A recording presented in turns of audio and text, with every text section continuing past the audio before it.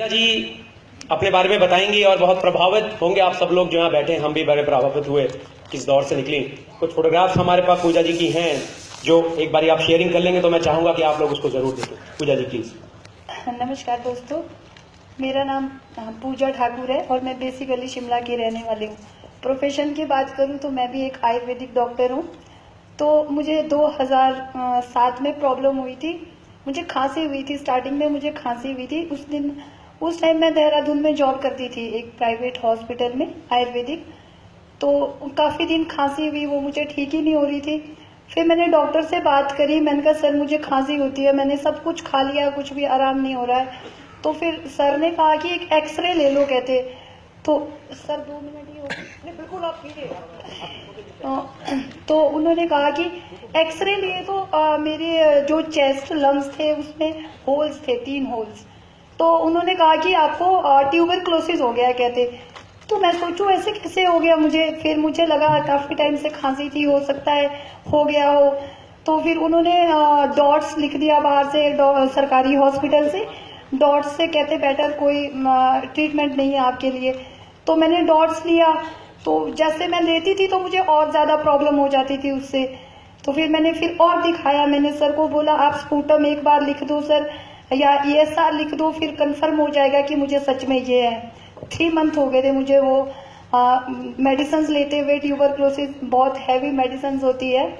तो यहाँ पे बहुत सारे डॉक्टर्स बैठे होंगे, अगर कुछ मैं बोलूँ तो प्लीज मुझे माफ कर देना, क्योंकि मैं भी खुद एक डॉक्टर हूँ। तो मैंने ऐसे ही अपने आप से मैंने अपना ESR और स्पूटम करवाया। स्पूटम मेरा नेगेटिव था और ESR मेरा 13 था पूरा, मतलब कोई भी बड़ा कुछ नहीं था। तो फिर मैं एक बार और सर के पास गई, फिर उन्होंने ऐसे ही कुछ किया। फिर मैं PGI चंडीगढ़, फिर मेरे काफी बहुत बुरा हाल हो चुका था। तो PGI में आई तो यहाँ डॉक्टर्स ने कहा कि आपको ट्यूबरक्लोसिस नहीं है, कहते मैम आपको कैंसर है लंग्स का।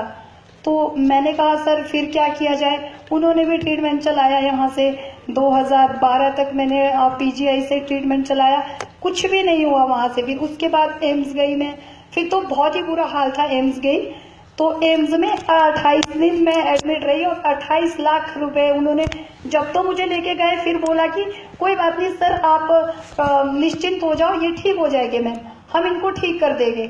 फिर जब कुछ पैसे नहीं बचे हमारे पास, फिर कहा सर घर लेके जाओ, कुछ नहीं हो सकता है, अब कुछ नहीं हो सकता है इनको घर लेके जाओ, लास्ट स्टेज है, कुछ अगर खाएंगे पिएगे घर में रखो मेरा।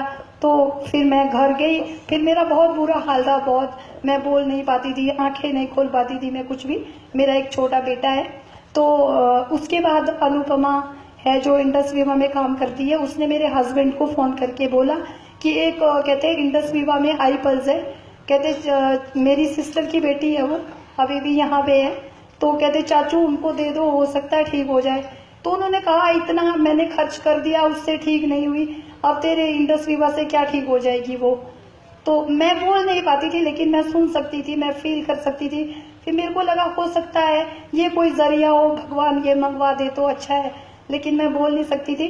तो मेरा बेटा रोने लगा, कहते पापा अगर आपने इतना इलाज कराया, एक बॉटल मंगवा दो, कहते आपको मेरी कसम है मम्मा को ठीक कर दे। तो उनको भी लगा बच्चा है, चलो कोई नहीं। और जब वो आईपल्स लेके आए, जब स्टार्ट किया तो कॉटन से उसको मेरे मुंह में डालते थे। मेरा बेटा छोटा था उस टाइम, वो मुझे खुद, मेरे हस्बैंड जॉब करते हैं, लेकिन उनके ऊपर बहुत कर्ज हो चुका था। मतलब मैं क्या बताऊं कि इतना बुरा हाल था हमारा। और फिर वो मेरा बेटा स्कूल नहीं जाता था, 1 साल उसने ड्रॉप किया।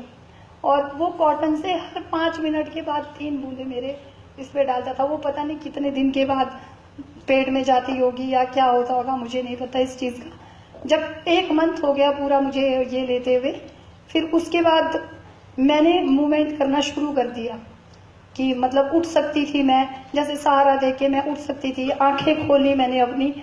और फिर लगा थोड़ा कि हाँ कहीं जिंदगी है मेरे अंदर। फिर उसके बाद 2 मंथ के बाद मैंने अंदर बाहर चलना खुद से शुरू कर दिया, सिर्फ आईपल्स, और मेरी कोई भी मेडिसिन नहीं थी, कुछ भी नहीं था, आईपल्स था। फिर उसके बाद जब मैं 2 महीने के बाद, वो सर ने कहा कि 30-30 ml लेना है, मेरे को सुनाई दिया 20-20 ml लेना है, तो मैं 20-20 ml लेती रही उसको।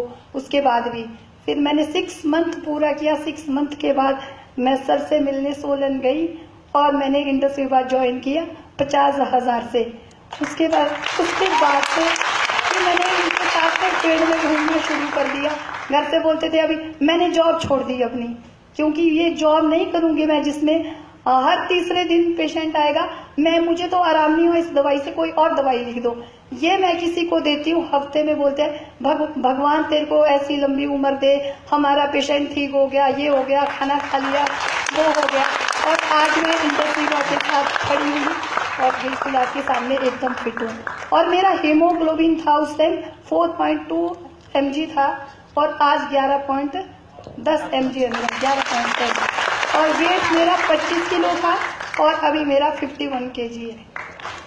Thank you so much, thank you so much. आपकी ये बातें और आपकी ये टेस्टिमोनी यहाँ पे कई लोग की आंखें खोल देंगी। मेरी आंखें भी इस वक्त नम है, क्योंकि आप सोच के देखिए, अगर आपके साथ ऐसा हो जाए और आप ऐसे दौर से निकल के आए और आपको कोई ऐसी चीज मिल जाए जो आपको एक नई जिंदगी दे दे, उसका एहसास मैं तो महसूस नहीं कर सकता, पर मेरे गूज बम्स इस वक्त निकल रहे हैं। और मैं देख रहा था कि सारे के सारे लोग बहुत ही डेप्थ से इसको सुन रहे थे। Thank you so much, thank you so much, thank you so much, thank you so much, thank you all the